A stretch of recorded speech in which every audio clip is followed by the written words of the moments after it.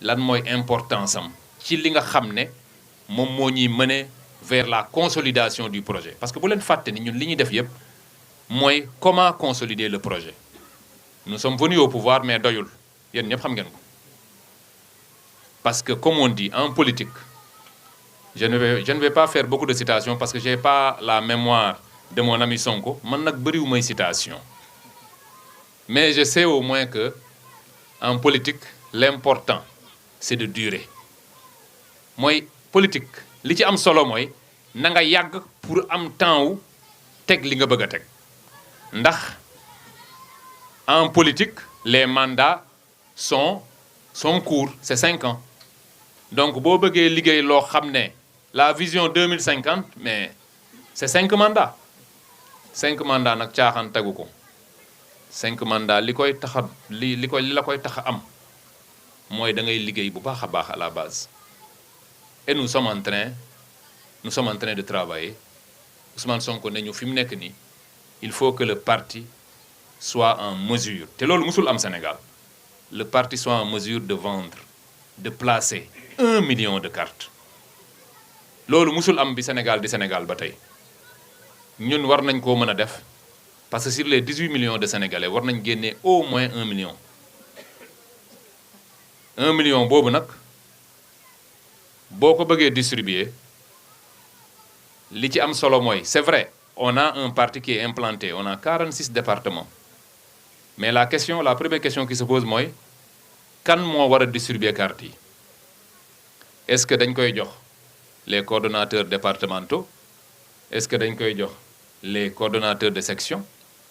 est-ce que mais je pense que le parti a tranché boo xoolee la décision numéro 1 bi nga xam ne moom la ñu teg mooy que on crée une commission nationale qui va choisir des superviseurs et des commissaires ça veut dire qu'on a pris l'option de ne pas laisser les coordinations gérer le processus loolu lu am solo la parce que xam nga Pastef nag léegi on est au pouvoir comme on dit il y a le choc des ambitions da ngay ñëw da ngay dem bon ne prenons pas Keur Massar parce que les gens vont penser qu'on est focus Keur Massar man defuma focus Keur Massar moi je suis sur le plan national dépassé naa Keur Massar bu yàgg man bu may wax Keur Massar taxul may wax dafa di nag il me faut une accroche locale may waxee foofu rek mais je parle au plan national donc prenons l'exemple de Tamba boo ñëwee dans le département de Tamba boo joxee le coordonnateur départemental de Tamba ne ko yow yaay distribuer carte yi ça posera une autre question derrière parce que dañoo ni dañuy distribuer carte yi ba pare def les renouvellements mais boo joxee le coordonnateur mu def ko mais dafay tànn ñi muy jox carte yi il va prendre le processus pour préparer son élection ou l'élection d'un de ses amis donc vous voyez un peu ça a été très très bien réfléchi on va distribuer les cartes mais en mettant en place un système ba nga xam ne kenn du mën a tere kenn mu am carte ndax nag loolu mën na fee am on avait vu le processus nit ñi yore carte yi ngay wër carte doo gis Pastef était le seul parti bi nga xam ne da ngay bëgg carte di ko wër doo ko gis am ñu ko yor nag am ñu yore carte yi denc ko di ko bañ a joxe loolu nag mënatu fi nekk personne n'aura la détention physique des cartes au plan local di jël nit ñi en otage doo ko mën loolu lu am solo la le fait de démocratiser parce qu'on veut 1 million de personnes gis nga loolu bu ñu ko defutoon 100 000 sax doo ko am parce que tu vas avoir quelques coordonnateurs qui vont prendre les cartes di woo seeni xarit di leen ko jox ku ci bëgg ñu ne la non carte yi amagul wala tu dois remplir telle ou telle autre condition donc on a démocratisé beneen question bi sur les cartes mooy le fait qu'on a décidé du point de vue des séquences temporelles ñu teg d'abord le placement des cartes après ñu teg ci ginnaaw les renouvellements ça peut être discuté est-ce que c'était pas l'inverse qu'il fallait faire def d'abord les renouvellements avec li ñu am ni ba pare soog a distribuer les cartes parce que sinon njaayum carte yi dafa nar a nekk une sorte de campagne électorale ah dina am jeexital ci loolu man pour man loolu sama xalaatu bopp la nag je ne suis pas le porte-parole du parti pour man on aurait pu quand même réfléchir à inverser les choses def les renouvellements là où on doit le faire après procéder à la distribution des cartes processus bi nag dinañ ko teg commission nationale bi dina teg y aura des superviseurs il y aura des commissaires il y aura dans les communes à votre niveau il y aura des commissions locales ces commissions nag ñooy liggéey avec les coordinations la section communale et la coordination départementale dañuy collaborer ak ñoom parce que tamit mënuloo ñëw je ne prendrai pas le département comme exemple hein. Prenons le département de Guédiawaye parce que Kër Massar moom saa yoo jëlee exemple rek les gens pensent que prenons le département de Guédiawaye ceux qui seront à Guédiawaye devront collaborer avec Alpha Ba il faut que ñu collaborer ak moom mënuñu ko sote ils devront aussi collaborer avec les coordonnateurs des sections loolu mooy l'organisation qu'il y a en tant que telle le reste c'est la distribution c'est un peu la distribution des montants qu'on prendra des cartes on a fixé à 1000 francs au plan local c'est vrai mënoon na jóg on aurait pu dire que c'est 1000 francs minimum ku bëgg nag nga jëndee 5000 bu la neexee fu la partie bi toll rek nga joxe lu toll noonu je pense qu'on aurait pu faire ça mais bon 1000 francs ça veut dire qu'on veut démocratiser sénégalais bu bëgg carte au niveau de PASTEF le meilleur parti actuellement au Sénégal le parti qui a la vision et le parti qui a l'homme qui peut changer la situation ku ne war naa mën a am la carte du PASTEF au terme de ce processus li ñu bëgg mooy ñu am 1 million de nouveaux militants 1 million de nouveaux militants mu war ñoo yóbbu directement vers l'élection de 2027 mooy l'élection locale élection locale bi nag faw ñu jox ko solo bi mu moom cette élection mooy déterminer l'élection de 2029 le premier tour de l'élection présidentielle de 2029 c'est les élections locales de 2027 2027 jàpp leen ni élection présidentielle la pour ñun nañu takku daal di def comme si chaque mairie est la présidence de la République chaque conseil départemental c'est la présidence de la République nañu ko gagner ba nga xam ne on démontrera que aujourd'hui ñun ñooy la première force politique du pays loolu war naa mën a nekk ñun ñoo fi nekk ñun nous avons la meilleure machine électorale nañ leen ci xeex nag en étant très très intelligent parce que comme je l'ai dit hier Ramatoulaye mu ngi koy wax mooy li ñuy wax bukki yu sàngoo deru bëy je ne sais pas trop si l'expression wolof est assez imagée mais am na ñoo xam ne raw nañ bukki sax bukki xam nga bukki dafa muusul mais am na ñoo xam ne ñoo raw bukki y a des gens qui pensent que muus nañ muus gu toll ne war nañoo mën a obtenir un mandat sur la base de l'accompagnement avec Sonko maanaam ñi may wax dañuy sonkolu bu ñu paree def leneen alors il faudrait que ñu am l'intelligence de reconnaître ces gens-là parce que pour man d'ailleurs njaayum carte gi sax dinañ ci gis ñu xaraj ñoo xam ne dinañ ci def lu kenn xamul dinañ ci engagé wu bu baax a baax mais ça ne voudra rien dire jaay carte ça ne veut rien dire ñu organiser conseil national nga ñëw taxaw ça ne veut rien dire ñu jox la micro nga ne Ousmane Sonko moom laa fi nekkal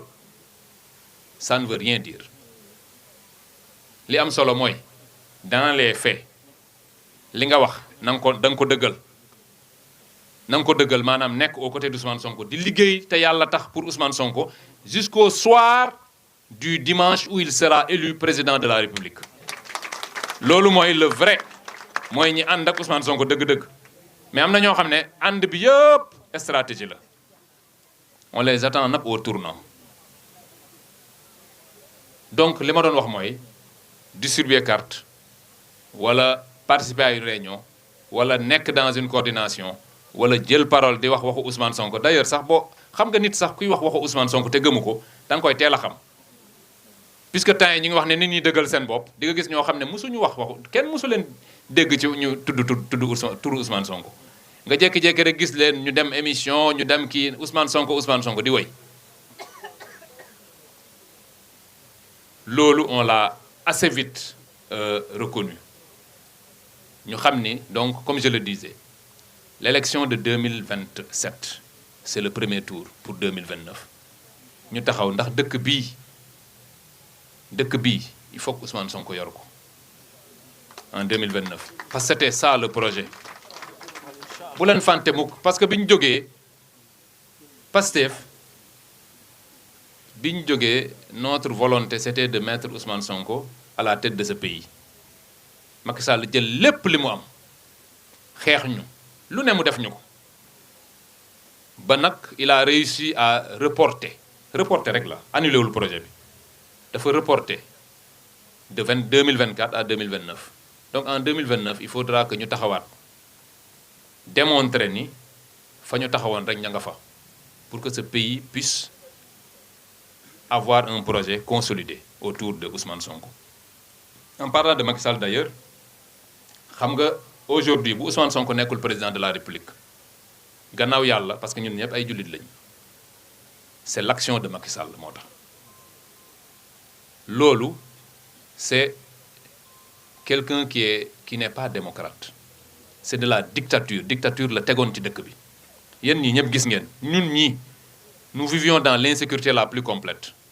maanaam booy génn sa kër sax balaa ngaa génnee sa portable da ngay xool gauche xool droite xool ndax taxuñu di la fa xaar nga soog a génn ak sa portable parce que bu ñu la jàppee rek dañ lay jàpp rek jël sa portable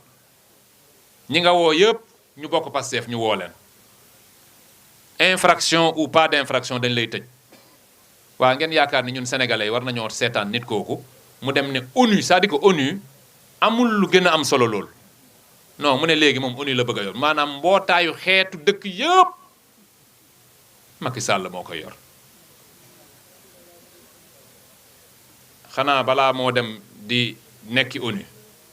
mu ñemee ñëw ndakaaru njaay gi am na fi ay kër am na fi ay mbokk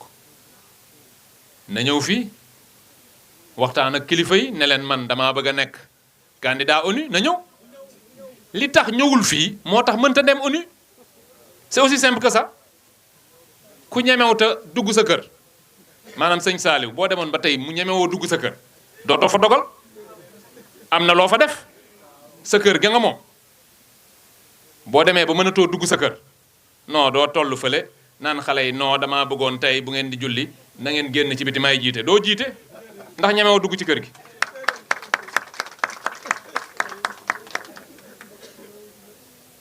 donc yooyu laa bëggoon a wax bëgguma guddal trop parce que je sais que demain c'est un jour ouvrable il faut qu'on libère les uns et les autres mais li may wax rek mooy nañ leen jàpp taxaw fa ñu taxaw ndax comme disait quelqu'un dëkk bi dëgg rek moo fi mujj te yàlla dëgg la bëgg ñu ngi ci weeru koor lii ñu nekk bu duloon dëgg yàlla dina def ñi ci mbugal te nag ku newul ci dëgg aussi day yàgg rek waaye di nga ko gis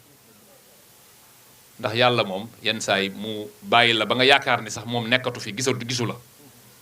ndax am na ñenn ñi ni ñuy doxalee da nga naan non ñii dañ yaakaar ni yàlla gisu leen xam nga yenn saa yi nga tëju sa biir ndeg ne non en fait kon xam naa yàlla gisuma nga ne ci lu ne yàllaa ngi gis lépp te balaa ñoo sàngoo suuf mu lijjanti ñu fii lijjanti ñu fële loolu boo ko xalaatee yenn yi doo ci ne ma leen di ñaanal yéen ñëpp nag ngeen teewee ko déwén ñu defaat ko comme nii ñu ko defee ak lu mënti xew nag parce que comme je dis ñun li ñu ñor rek mooy dëkk bi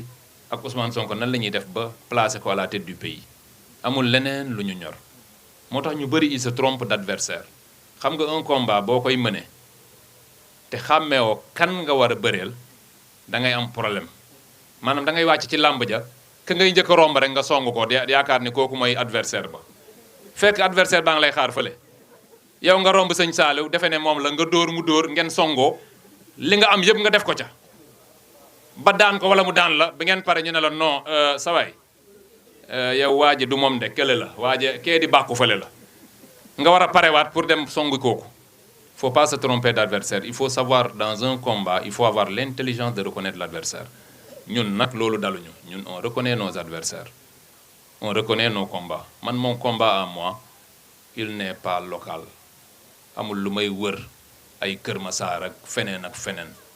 Ce que je cherche, c'est un projet national. C'est que Ousmane Sonko soit le président de la République en 2029.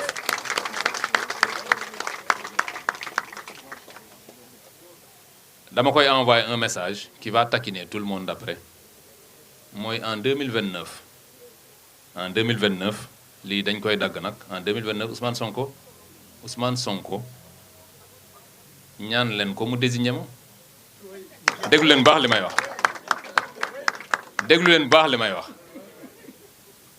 ñaan leen ko mu désigné ma xam nga nan la may désigné xam naa waa APR bu ñu déggee ñaan leen ko mu désigné ma rek xalaat nañ Waly Diouf Bodiang président de la République tey ñu dee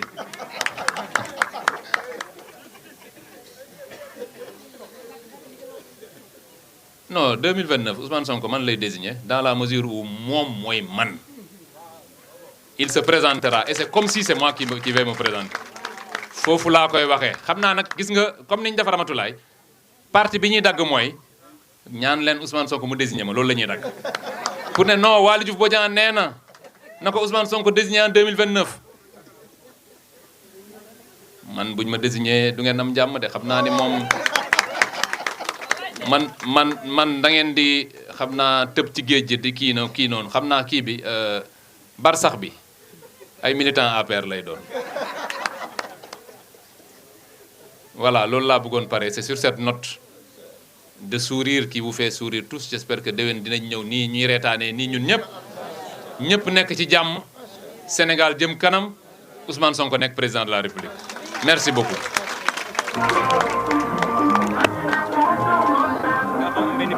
jàppal